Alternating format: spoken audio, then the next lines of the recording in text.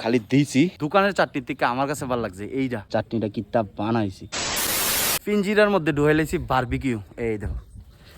পিঞ্জিরার মধ্যে ঢুয়াইলেছি বারবিকিউ আর এর আগের ভিডিওতে যে তোমরা দেখাইছিলাম আগুন দিছি ধাঁধা কইরা ধরতাছে তারপর দা কয়লাটা কয়লাটা কি সুন্দরভাবে হয়েছে এই দেখো একদম লাল হয়ে গেছে কি সুন্দরভাবে দেখছো নি কয়লাটা হয়েছে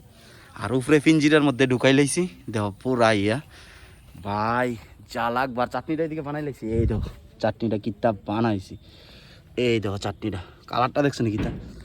চাটনিটা বানাই একটু টেস্ট করছিলাম ভাই কিতা একটা লেভেলের আছে মানে দোকানের চাটনির থেকে আমার কাছে ভালো লাগছে এইটা আমি বানাইছি দেখে লেগে না কিন্তু সত্যি মানে সেরা হয়েছে চাটনিটা এই দেখো আবার দেয় সুন্দর এই দেখো কিতা আইসে কালার ভাই একদম জাকাজ আইছে অক্ষণ শুধু খাওয়ার পালা হইলে